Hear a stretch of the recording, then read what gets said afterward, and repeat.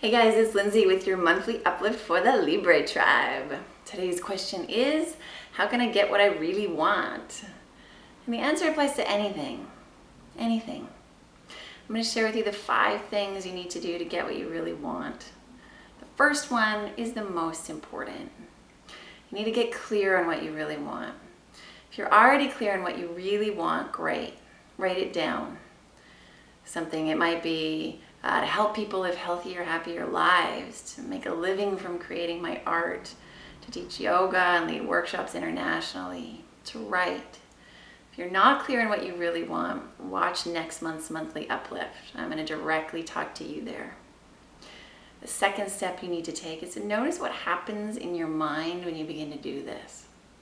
Most of us will have some version of this come up. It's not really possible. It might come up through thoughts around worthiness, or being good enough, or knowing enough. It might come up through thoughts around how other people will respond to you doing it. It might come up through thoughts around if it was possible, more people would be doing it. The third step is to find the source of these thoughts. We all have influencers in our lives.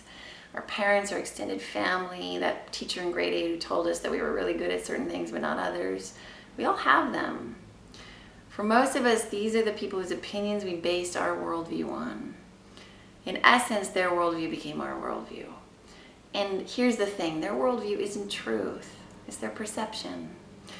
So when we find the source of these thoughts, for example, which person we learned the belief or take on the world from, and we see that they communicated those beliefs or worldviews from a place of their own perception, this allows us to choose a different take on reality, that embraces what's truly available to us.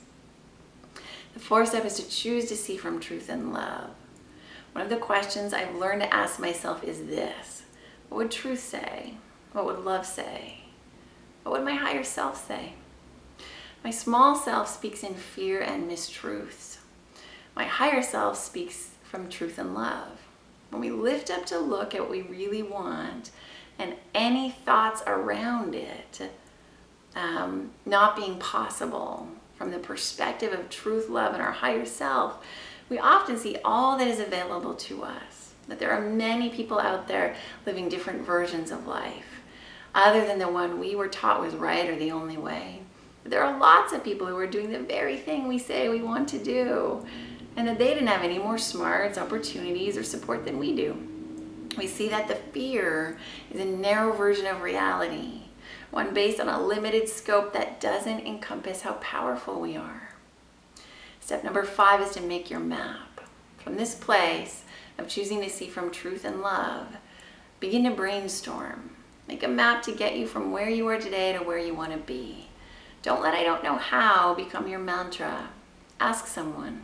Go on YouTube. Google it. Read books. Talk with people. You can figure it out. You got this.